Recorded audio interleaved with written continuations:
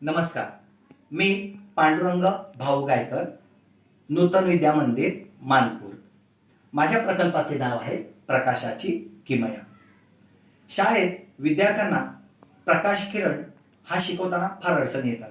म्हणजे प्रकाश किरण एका सरळ रेषेत जातो किंवा समांतर प्रकाश किरण बहिर्वक्र भिंगातून एकवटतात किंवा अंतर्वक्र भिंगातून पसरतात.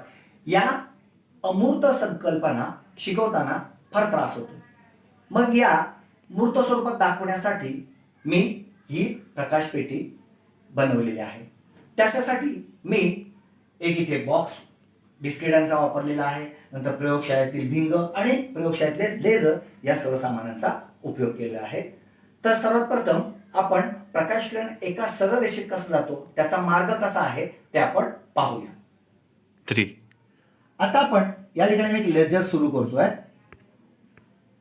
बघा, आपल्या असं लक्षात येईल की या ठिकाणी प्रकाश किरण एका सरळ रेषेत जातो. हे मुलांना सांगायलाच नकोय, मुलं स्वतःहून सांगतील एक सरळ रेषा दिसते. म्हणजे विद्यार्थ्यांना सांगता येईल की प्रकाश किरण एका सरळ रेषेत जातो.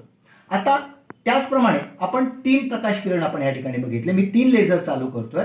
3 लेझर चालू केल्यानंतर विद्यार्थी स्वतः सांगतील की सर हे प्रकाश किरण समांतर आहेत. म्हणजे आपल्याला स्वतःला काही न बोलता विद्यार्थी स्वतःहून त्या आपल्या प्रश्नांची उत्तरं शोधू शकतील.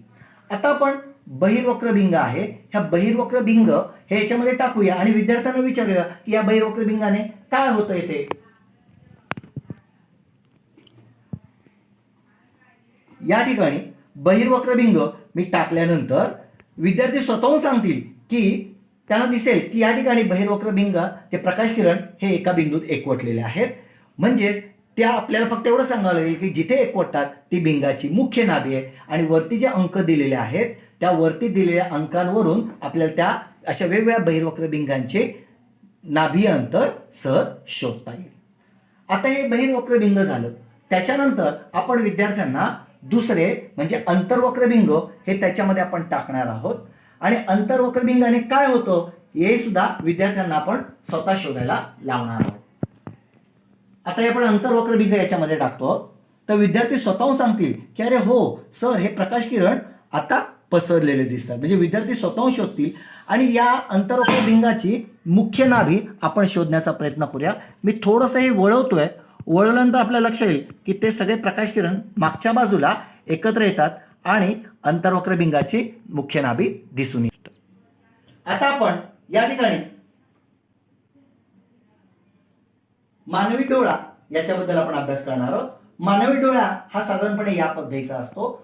खरं तर 2.5 सेंटीमीटर हा मानवी डोळ्याचा व्यास असतो. मग विद्यार्थ्यांना एक त्याची प्रतिकृती दाखवता येईल आणि ज्यांना दृष्टिदोष नाही अशा व्यक्तींचा डोळा असा असतो.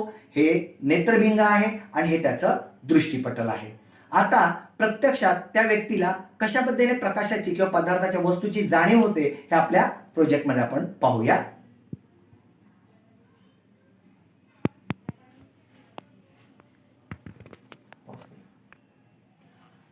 आपण हा डोळा याच्या आतमध्ये सोडतो आहोत.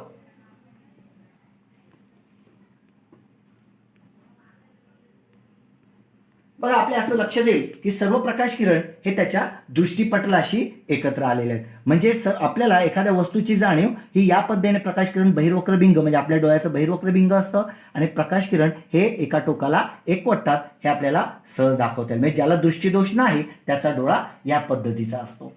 आता दृष्टिदोष असलेल्या डोळ्यांबद्दलचा आपण अभ्यास करणार आहोत. आता आपण सर्वसामान्यपणे विद्यार्थ्यांचा प्रश्न असतो की सर मला फळ्यावरचं लांबून दिसत नाही. मग त्या विद्यार्थ्यांना सांगता येतं की तुला निकटदृष्टीचा दोष आहे.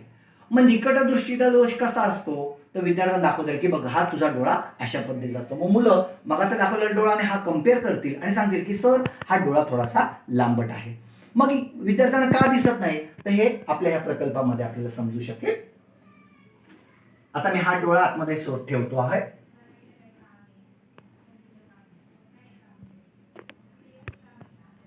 मग आपल्याला असं लक्ष येईल की विद्यार्थी स्वतःहून सांगतील की हो सर की जो मगाशी प्रकाश किरण दृष्टिपटलावर एकत्र होत होता तर तो दृष्टिपटलाच्या अलीकडे एकत्र येत आहेत आणि म्हणून त्या विद्यार्थ्याला स्पष्टपणे दिसत नाही.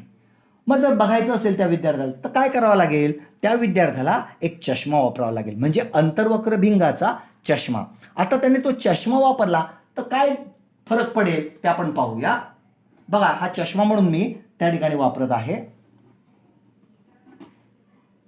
बघा हा चष्मा जर वापरला तर ते दृष्टिपटलावर सगळे बिंदू एकत्र येत आहेत आणि त्या विद्यार्थ्याला त्या वस्तूची स्पष्टपणे जाणीव होते आहे. आता आपण निकटदृष्टिता दोषाबद्दल पाहिलं. आता आपण दूरदृष्टिता दोष म्हणजे काय ते आपण विद्यार्थ्यांना सांगूया. म्हणजे काही वेळेला अनेक माणसांचा किंवा विद्यार्थ्यांचा असा प्रॉब्लेम असतो की त्यांना दूरचं स्पष्ट दिसतं परंतु जवळचं स्पष्टपणे दिसत नाही. म्हणजे काय, मग त्यांचा दृष्टिदोष हा दूरदृष्टीचा असतो. म्हणजे दूरचं त्यांना स्पष्ट दिसतं, जवळचं दिसत नाही. मग त्यांचा डोळा कसा असेल तर विद्यार्थ्यांना असा दाखवता येईल. मुलं सांगतील हा डोळा सर उभा असतो.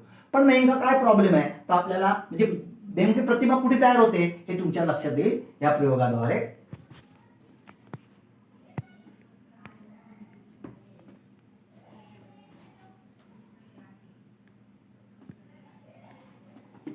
बघा आपल्या असं लक्षात येईल की हे जे प्रकाश किरण आहे हे दृष्टिपटलावर एकत्र यायला हवे ते थोडेसे मागे जाताना दिसत आहेत आणि मागे एकत्र येतात.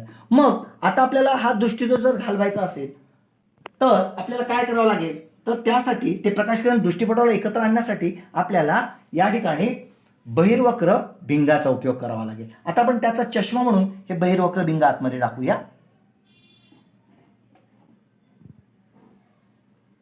बघा आपण बहिर्वक्र भिंग आतमध्ये टाकल्यानंतर एक बिंदू तुम्हाला दृष्टिपटलावर दिसतोय. म्हणजे त्या व्यक्तीला आता दृष्टिपटलावर स्पष्टपणे त्या वस्तूची जाणीव होते. हा दृष्टिदोष म्हणजे दूरदृष्टिता दृष्टिदोष आहे.